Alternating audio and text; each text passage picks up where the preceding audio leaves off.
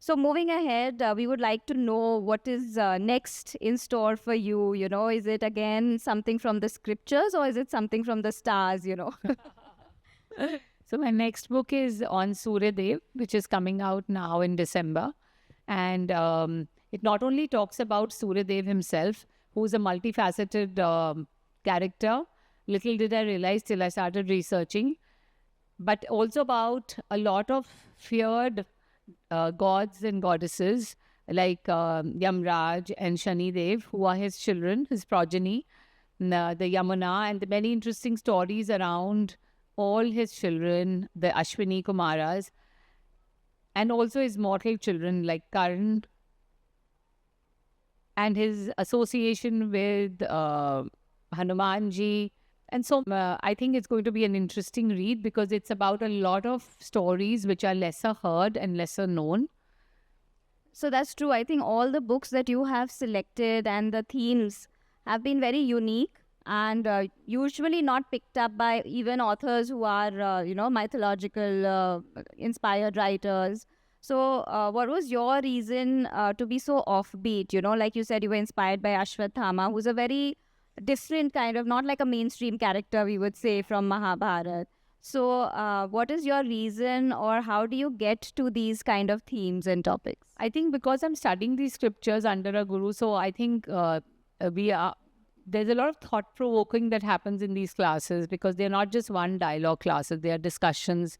And as you go deeper and deeper, your mind opens up and you kind of start thinking of issues that could interest people, and that's how you come up. But the Sun God book has another story. I was asked to write this book by my publisher, and it came to me as such a pleasant surprise because, as per numerology, my destiny number is 1, which is Surya's number. I'm running the Surya Antardasha, and my book is getting released. And I started my Surya sadhana around 11 years back. Like I started doing the Aditya Hridayam, and gradually it's been like a process where I started with Aditya Hridayam, and then I started giving water to the Surya, and then I started getting intrigued by the sunrises and the sunset. It's just so interesting that I started looking out for sunrises and sunsets, and gradually, and then I get asked to write this book. And I am so amazed when I was asked to write this book because I felt as if all the pieces of the puzzle were fitting in. True, true. So I think that always happens, that they say there are no coincidences. It's all meant to be, and it just falls in place at the right time. So that's wonderful. I think we've really enjoyed talking to you. However, we would like to ask the audience if they would want to ask you some questions, anything from the audience. Namaskar, ma'am. It was so lovely to listen to you. I just want to ask, you are an expert in numerology, astrology, sorry. So there is so much information on YouTube, which might not be authorized or might not be true. So how do you advise us to differentiate, and what is the standard of information in this field? And also, do you believe in past life regression, the videos that come floating on the internet? Thank you, ma'am. So first, answering your first question about YouTube videos, I would suggest that you should not watch YouTube videos at all. If you need to really know, then you should go to an astrologer yourself or a numerologist, whoever you want to, and ask them to guide you, or then study astrology yourself if it's intriguing you to that level, because there's a lot of nonsense on YouTube and there could be some correct videos as well. But how do you select which one is right and which is wrong? I could also do that only after studying astrology. While I started my my process of studying astrology, also I would be intrigued to hear a lot of videos, which later on I realized half of them were not even correct. So even I didn't know while I started studying. So I would suggest that you refrain from that because it can really cloud your mind. I've seen people getting very panicky about Mercury retro and I don't know what not. They come up to me and they ask me. So one is that, and then because they don't know your horoscope, they don't know anything, and without that, to just apply that to your horoscope would be wrong. And I'm sorry, I forgot your second question. Past life regression. So past life regression is something that I personally don't believe in. Initially, when I had read of, like, say around 15, 20 years back, I must have read the Brand Wise book, and I was majorly excited that I'm going to get a past life regression. And then I realized that if we've been held back from that information, there's a reason. Because some people go crazy when they go back into their past lives.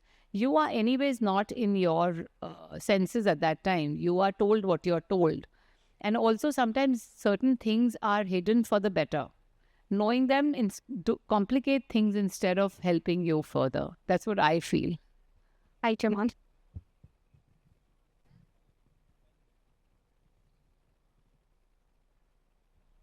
नमस्कार ma'am, Namaskar. हम शिव और पार्वती की बात करते हैं तो शिव और पार्वती के एक भी गुण नहीं मिले थे, और जब हम राम और सीता की बात करते हैं उनके 36 के 36 गुण मिले थे। इसके बाद आप जो है एस्ट्रोलॉजी को क्या कहेंगे, इस पर आप अपनी टिप्पणी दें। एक तो वो तो भगवान और भगवती हैं, उनका तो कोई गुणों से कोई वो चाहते हैं तो गुण मिल जाते हैं। उनका बर्थ ही इसीलिए हुआ था, उनका बर्थ एक कारण के लिए हुआ था। रावण को के डेथ के लिए हुआ था, रावण को मारने के लिए हुआ था। Ravana was, I am sure आपको पता है, जय विजय में से भगवान के द्वारपाल थे जिनको बर्थ लेना ही था, मरना ही था। सारी स्टोरी, फिर then there are stories of Vishnu भगवान getting cursed by Durvasa Rishi की वो अपनी वाइफ से अलग हो जाएंगे। सो ये सब प्ले आउट करने के लिए तो ये तो जन्म हुआ था। तो अगर भगवान चाहते वो अपने गुण मिला सकते हैं, और वो चाहें तो वो गुण हिला सकते हैं। अब आते हैं एस्ट्रोलॉजी के ऊपर। सो एस्ट्रोलॉजी में जो गुण मिलाने वाला सिस्टम है, सिर्फ वो ही नहीं देखा जाता। जब आप, that's a very frivolous way of approving like two kundlis, whether they match or not. Personally also those kundlis are connected and seen, because गुण जो है वो हर गुण, ये जो साइंस है ये लिखा गया था, एस्ट्रोलॉजी लिखी गई थी पराशर ऋषि द्वारा, जो कि वेद व्यास जी के फादर हैं। तो आप सोच सकते हैं कितना पुराना है। अब इसमें कई चीज़ें जो उस वक्त रेलेवेंट थी आज रेलेवेंट नहीं हैं। जैसे अब अब्रॉड जाना पहले टाबू था, काला पानी था, अब नहीं है। So a lot of things have to be looked at from a different angle now, and the same thing holds true for matching two kundlis. So the good milap is not enough anymore.